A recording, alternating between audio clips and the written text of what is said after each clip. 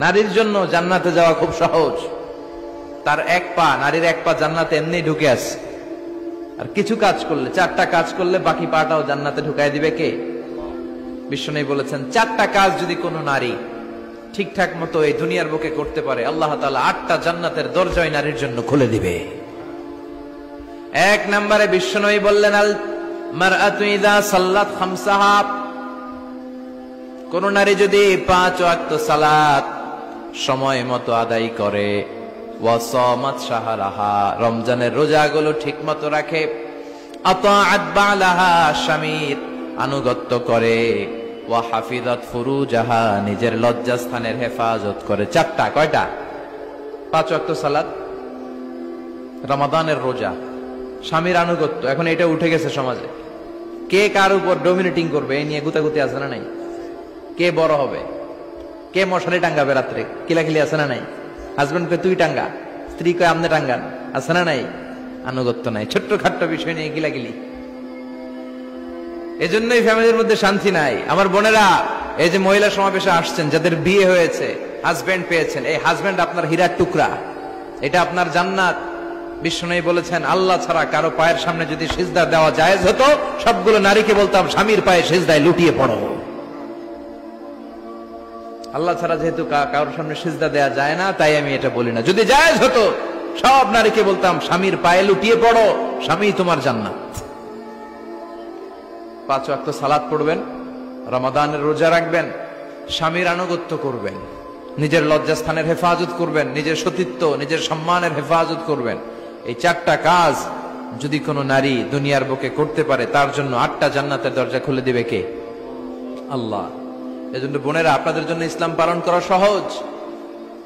আপনারা হচ্ছেন অনেক বড় একটা ইনস্টিটিউশন, কারণ আপনার ছেলে মেয়েদের প্রথম শিক্ষা প্রতিষ্ঠান আপনি নিজেই, তাই না? যারা সিলেটের ছেলে পেরে, এরা সিলেটি ভাষা পারে কেমনে? এর মার কাছ থেকে শিখে। ঢাকায় পোলা পান্ডা ঢাকায় কয় কেমতে? ঢাকার মায়ের কাছে শিখে। নোয়াখালীর ছেলেরা নোয়াখালী হয় কেমনে? ছোটবেলা থেকে মা বলে নোয়াখালী, পানিরে কয় হানি, পান রে কয় হান, তো ছোট বাচ্চা এটাই শিখে। আমেরিকান ছোট ছোট বাচ্চা ইংরেজি পারে কেমনে? ওর মা থেকে শিখে।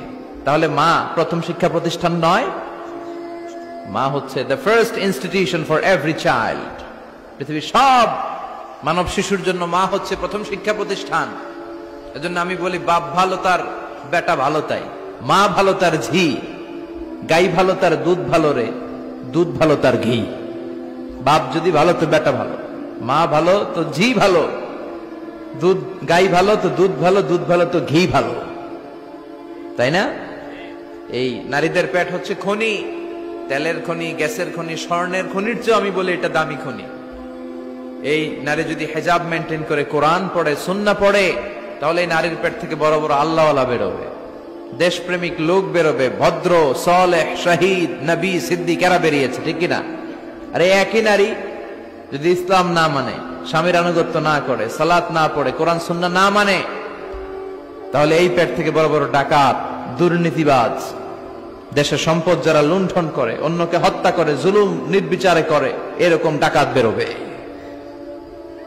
এজন্য নারীরা সবচেয়ে বড় সম্পদ। বিশ্বনবী বলেছেন, দুনিয়া কুল্লুহা মাতা ওয়া খায়রু মাতা'আদ দুনিয়া আল মারআতুস সালিহা। এই দুনিয়ার সবকিছু হচ্ছে সম্পদ, আর এই সব সম্পদের মধ্যে সবচেয়ে দামি সম্পদ হচ্ছে নেককার নারীরা।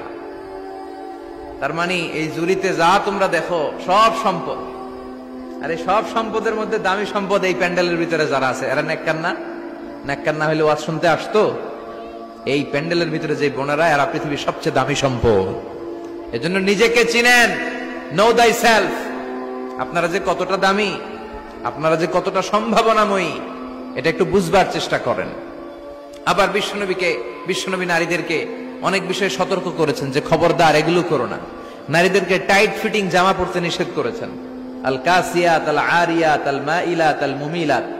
কিছু কিছু বোনেরা এমন টাইট বোরকা পরে, তার দেহের সব উঁচু নিচু ভাঁজ টের পাওয়া যায়, পুরুষরা আরো বেশি আকৃষ্ট হয়।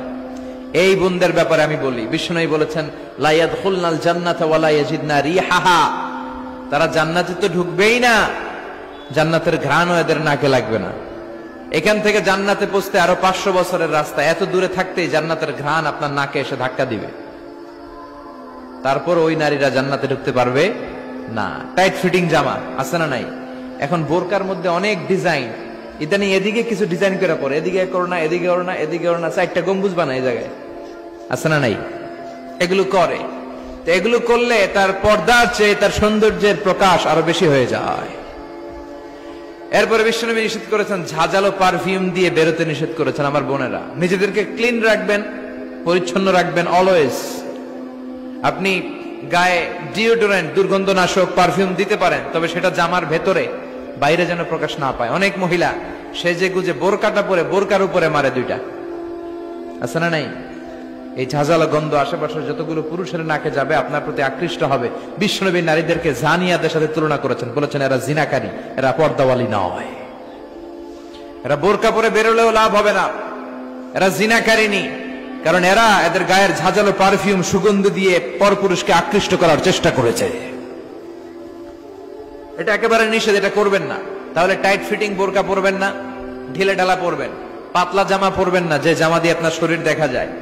নাম্বার 3, ঝাঁঝালো কোনো পারফিউম গায়ের মধ্যে মাখবেন না। নাম্বার 4, বিষ্ণু বলেছেন খবরদার আলগা চুল লাগাবে না কোনো নারীরা।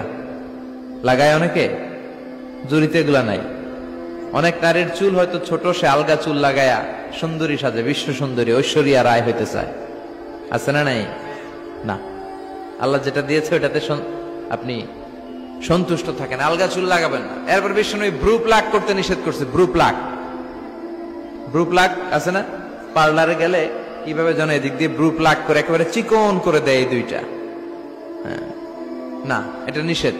ব্রু প্লাক করতে বিশ্বনবী নিষেধ করেছেন। আমার বোনেরা, আপনারা এটা করবেন না। এরপরে বিশ্বনবী নিষেধ করেছেন তোমরা একে অপরকে লাআনত দিবে না। 2 কারণে নারীরা জাহান্নামে যাবে বেশি। বিশ্বনবী মেরাজ থেকে এসে বললেন, ইয়া মা'আশারান নিসা, ও নারীরা, তাসাদদাকনা, তোমরা বেশি বেশি সদকা করো, দান খয়রাত করো। নারীরা বললেন কেন? আমাদের বললেন কেন? বিশ্বনবী বললেন, উরিতু কুন্না আকসারা আহলিন নার, আমি জাহান্নামে দেখেছি পুরুষের চেয়ে নারীরাই বেশি জাহান্নামী হবে। কি কারণে? 2টা কারণ। তাকফুরনাল আশিরা, সবাই না, অধিকাংশ নারীরাই স্বামীর অস্বীকৃতি করে। স্বামী যা দেয় এতে সন্তুষ্ট থাকতে চায় না, আছে না নাই? স্বামীর কি চাকরি, কি ব্যবসা, তার উপার্জন কতটুকু, এটাও আপনার দেখার দরকার, আছে না নাই? এখানেই তো আপনার সবরের বিষয়। জান্নাত তেমনি এমনি আসবে না বোন, আপনাকে সবর করতে হবে। স্বামীর নাশুকরি করবেন না। পাশের বাড়ির ভাবিরা তো এত মোটা নেকলেস কিনা দিছে, তুমি দাও না কেন? এদের ঘরে তো দামি সোফা সেট, আমার ঘরে নাই কেন? এদের তো এটা করে, এদের তো এটা দিছে হাজবেন্ড, আমারে দাও না কেন? এই যে নাশুকরি, এটা তাকে জাহান্নামী বানাবে। 2 নাম্বার, তুকসিরনাল লা'না, তোমরা একে অপরের উপর লানত দাও। নারীরা রেগে গেলেই একজন আরেকজনের লানত দেয়। হেতুর উপরে আল্লাহর ঠেড়া হইতো, হেতুর উপরে আল্লাহর গজব হইতো, মানে তার উপর আল্লাহর গজব পড়ুক। এইভাবে ঝগড়া লাগলে এক মহিলা আরেক মহিলাকে লানত দেয়। জুরির বোনেরা অবশ্য এগুলো দেয়টাই না, মাঝে মাঝে দে। আচ্ছা, তো এগুলো করা যাবে না। স্বামীর নাশুকরি করা যাবে না, এরপর লানত দেয়া যাবে না। এই যে বিষ্ণুনবী যেগুলো নিষেধ করলেন, এগুলো থেকে যদি আমরা বেঁচে থাকি, আর যে 4টা কাজের কথা বললেন, এগুলো যদি আমরা করি, তাহলে জান্নাতে যাওয়ার পথকে আমাদের জন্য সহজ করে দিবে কে? আমি সব সময় নারীদেরকে 6 জন নারীর জীবনী পড়তে বলি, আপনারাও পড়বেন, বাজার থেকে কিনবেন। আসিয়ার জীবনী, আসিয়া ইমরাতু ফেরাউন, ফেরাউনের বউয়ের নাম হক্কা, নাম খিতা আসিয়া। এই আসিয়ার জীবনীটা প্রত্যেক নারীর জন্য পড়া ফরজ। কিভাবে তিনি ঈমান বাঁচিয়েছেন আপনি দেখবেন। এরপরে মারিয়ামের জীবনী পড়া ফরজ। মারিয়াম আলাইহিস সালাম, কিভাবে তিনি ইবাদতে মশগুল ছিলেন। 2 জন গেল। 3 নাম্বার, বিশ্বনবীর প্রথম স্ত্রী খাদিজা আল কুবরা তাহেরা। পতি ভক্তি কারে বলে, স্বামী ভক্তি কাকে বলে, আপনি দেখতে পাবেন ওনার জীবনীতে। 4 নম্বরে, বিশ্বনবীর একমাত্র কুমারী স্ত্রী আয়েশা রাদিয়াল্লাহু তাআলা আনহা, কিভাবে জ্ঞান অর্জন করতে হয় 2220টা হাদিস তিনি বর্ণনা করেছেন। নারীদের মধ্যে সবচেয়ে বেশি হাদিসের বর্ণনাকারী। ফ্যামিলির হাদিসগুলো বর্ণনার জন্য আল্লাহ তাআলা মা আয়েশাকে বিশ্বনবীর ঘরে ট্যাপ রেকর্ডার হিসেবে পাঠিয়েছিলেন। বিষ্ণুবী যা বলতেন সব মুখস্থ করে নারীদের কাছে ওয়াজ করে ছড়াইয়া দিত। কি নারী ছিল! মা আয়েশার জীবনী পড়তে হবে। সব শেষে বিশ্বনবীর কলিজার টুকরা নয়নের পুটলি ফাতেমাতুল আজ-জাহরা, ফাতেমাতুজ জাহরার জীবনী পড়তে হবে। তার জীবনী থেকে আপনি পাবেন কিভাবে পর্দা করতে হয়। উনি মরার আগে আলীকে বলে গেলেন, আলী, জীবদ্দশায় আমারে কেউ দেখে নাই, নবীর মেয়ে মোটা না চিকন, লম্বা না খাটো। মরার পরেও বেশি মানুষে জানাজা আসতে বলো না, রাত্রিবেলা অল্প কয়েকজন লোককে নিয়ে জানাজা দিয়ে আমার কবর দিয়ে দিও। কেমন করে আপনি নিজেকে সেভ করবেন, এই শিক্ষা মা সাইয়্যিদাতুনা ফাতেমাতুজ জোহরার জীবনীতে আছে না নাই?